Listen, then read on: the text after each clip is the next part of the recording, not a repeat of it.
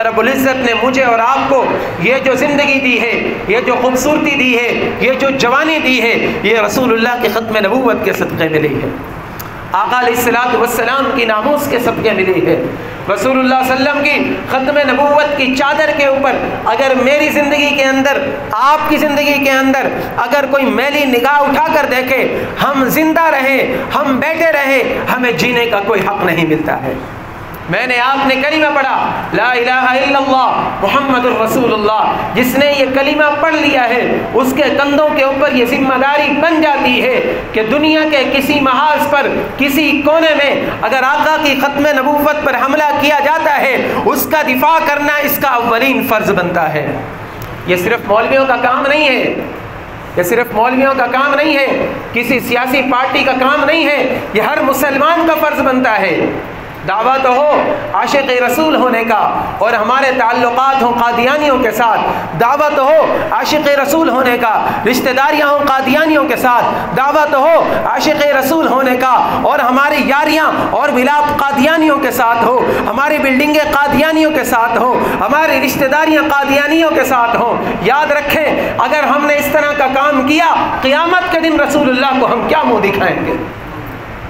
ہم رسول اللہ کو کیا منہ دکھائیں گے؟ آقا تیری ناموس کے اوپر انہوں نے حملہ کیا، ختم نبوت کے اوپر حملہ کیا، ناموس صحابہ کے اوپر حملہ کیا، قرآن کی تقدیس کے اوپر حملہ کیا۔ آقا ہم سے اور کچھ نہ بن سکا تھا، ہم نے ان سے تعلقات ختم کر لیے تھے۔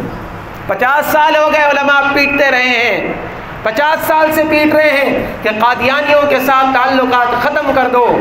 جب بات کی جاتی ہے تو کچھ لوگوں نے مشہور کر دیا، قادیانیوں کے ہم نواؤں نے، کہ یہ مولویوں کے پیٹ کا مسئلہ ہے۔ اللہ کی قسم ختم نبوت میرے پیٹ کا مسئلہ نہیں ہے، ختم نبوت ہر مسلمان کے ایمان کا مسئلہ ہے، ہر مسلمان کے ایمان کا مسئلہ ہے۔ میرے نوجوان کے ایمان کے اوپر ڈاکہ ڈالا جاتا ہے۔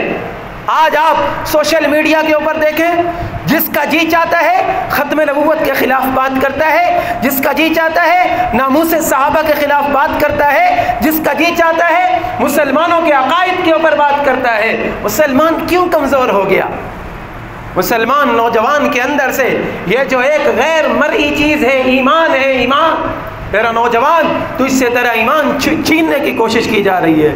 یاد رکھو لا تتخذوا اليهود والنصارى اولیاء، لن ترضى عنك اليهود ولا النصارى حتى تتبع ملتهم۔ یہ یہودی، عیسائی، ہندو، سکھ، قادیانی، لاہوری، احمدی، گوہر شاہی، یہ جتنے گروپ ہیں یہ تم سے کبھی راضی نہیں ہو سکتے جب تک تم ان کا کلمہ نہ پڑھ لو۔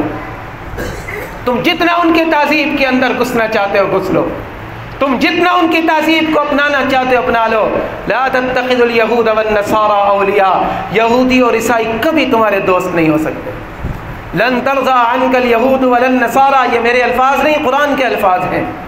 یہودی اور عیسائی تم سے کبھی راضی نہیں ہوں گے حتى تتبع ملتهم، یہاں تک کہ تم ان کی ملت کی پیروی کرو، یہاں تک کہ اپنے نام تبدیل کرو، یہاں تک کہ اپنا مذہب تبدیل کرو، اپنے مذہب کا خانہ تبدیل کرو گے تو پھر وہ تم سے راضی ہوں۔ اس لیے کہیں روشن خیالی کی لے کے اندر بہتے ہوئے ہم اتنا آگے نہ چلے جائیں کہ قادیانیوں کے خلاف بات ہمیں اچھی نہ لگے، یار یہ کیا لے کر بیٹھ گئے۔ یہ ایمانی غیرت کی بات ہے، یہ ایمانی غیرت کی بات ہے۔ اپنے دل کے کونے کے اندر کنگال کر دیکھیں کہ میرے دل کے کونے کے اندر، میرے دل کے اندر عقیدہ ختم نبوت کے لیے کتنے جذبات ہیں۔ صحابہ کرام نے کٹ جانا برداشت کیا۔ اے یمامہ کا میدان دیکھو، یہ کٹے ہوئے لاشیں کن کے پڑے ہیں؟ جنہوں نے محمد الرسول اللہ کے ہاتھ پر کلمہ پڑھا ہے۔ یہ کٹے ہوئے لاشیں کن کے پڑے ہیں؟ یہ وہ صحابہ ہیں جو محمد الرسول اللہ کی جماعت میں نماز پڑھا کرتے تھے، رسول اللہ کی امامت میں نماز پڑھا کرتے تھے، رسول اللہ کی امامت میں جہاد کیا کرتے تھے، رسول اللہ سے اپنے بچوں کے نام رکھوایا کرتے تھے، رسول اللہ کے پاس اپنے بچوں کو لے کر آیا کرتے تھے، رسول اللہ کے پاس اپنے خیش قبیلے رشتہ داریاں چھوڑ کر آیا کرتے تھے۔ آج یہ قربان کیوں ہو گئے؟ اس لیے قربان ہوئے یا رسول اللہ میرے پاس ایک جان تھی، فدا کا ابی و امی، میرے ماں باپ آپ کے اوپر قربان ہو جائیں، میں آپ کی ختم نبوت کے اوپر آنچ نہیں آنے دوں گا۔ سمجھ آ رہی ہے نا نوجوانوں بات؟ یہ جذباتی باتیں نہیں ہیں، اللہ کی قسم میں آپ کے سامنے حقیقت بیان کر رہا ہوں۔ خدا را اپنا تعلق علماء سے جوڑو، یہ کوئی سیاسی مسئلہ نہیں ہے، یہ میرے آپ کے ایمان کا مسئلہ ہے، یہ ایمانی غیرت کا مسئلہ ہے۔ اپنے آپ کو مسجد منبر محراب کے ساتھ جوڑو۔ آپ کو اغیار علماء سے متنفر کر کے، علماء سے دور کر کے، اور وہ یہ سازش کرنا چاہتے ہیں کہ پاکستان کے اوپر ایسے لوگ قابض ہو جائیں، پاکستان کے اوپر ایسے عناصر قابض ہو جائیں جو ختم نبوت کے منکر ہوں۔ لیکن یاد رکھیں وہ عناصر پاکستان کی بنیادوں کے اندر شہداء کا خون ہے۔ یہ کلمہ لا الہ الا اللہ کی بنیاد پر بنا ہے۔ اس پاکستان کی بنیاد میں 10 لاکھ شہداء کا خون ہے۔ پاکستان کا بھی نام نہیں مٹایا جا سکتا، اور پاکستان سے عقیدہ ختم نبوت کا جو قانون بن چکا ہے اس کو انشاءاللہ کوئی مائی کا لال بھی تبدیل نہیں کر سکتا۔ اگر کسی نے کوشش کی تو جو صحابہ اکرام نے جذبہ دکھایا تھا، ہم انہی صحابہ کے نام لیوا ہیں۔ ہم ابوبکر صدیق کے محب ہیں، عمر فاروق کے ماننے والے ہیں، عثمان ذی النورین کے ماننے والے ہیں، سیدنا علی المرتضیٰ شیر خدا کو لیڈر ماننے والے ہیں، حسن حسین کے پیروکار ہیں، معاویہ کے پیچھے چلنے والے ہیں، طلحہ زبیر کے ماننے والے ہیں، عبداللہ ابن مسعود کی طرح نماز پڑھنے والے ہیں، امام ابو حنیفہ کے پیروکار ہیں، امام مالک کے ماننے والے ہیں، امام شافعی کے ماننے والے ہیں، تمام محدثین اکرام کے ماننے والے ہیں۔ یہ لوگ یاد رکھیں کہ اگر کسی نے عقیدہ ختم نبوت کو چوٹ پہنچانے کی کوشش کی، پاکستان کا ایک ایک نوجوان، کلمہ پڑھنے والا ایک ایک نوجوان اپنی جان تو دے سکتا ہے، عقیدہ ختم نبوت کے اوپر آنچ نہیں آنے دے سکتا۔ 1953 کے اندر ایک بارات جا رہی تھی، آخری بارات جا رہی ہے، ایک طرف دیکھا بڑا لشکر جا رہا ہے۔ یہ 53 کا سچا واقعہ ہے۔ دولہے نے سہرا پہنا ہوا ہے، دولہے کا باپ ماں موجود ہے۔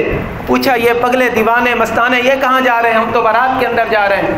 انہوں نے کہا یہ ختم نبوت کے پروانے ہیں، ختم نبوت پر فدا ہونے جا رہے ہیں۔ اس بچے کی والدہ اور والد نے کہا کہ ہم اپنے بیٹے کی شادی نہیں کرتے۔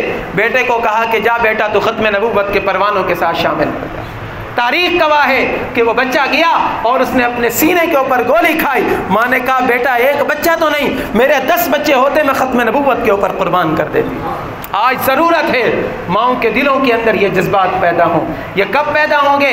جب ہم اپنا تعلق قرآن کے ساتھ مضبوط کریں گے، اپنا تعلق مسجد کے ساتھ مضبوط کریں گے، اپنا تعلق علماء کے ساتھ مضبوط کریں گے، اپنا تعلق مسجد منبر محراب کے ساتھ مضبوط کریں گے۔ اس لیے میرے بھائیوں، یہ 7 ستمبر کا دن نہیں بھولنے کا نہیں ہے، اور صرف 7 ستمبر کے دن ہم تقریریں کر کے یہ نہیں کہتے کہ پورا سال بھول جاؤ۔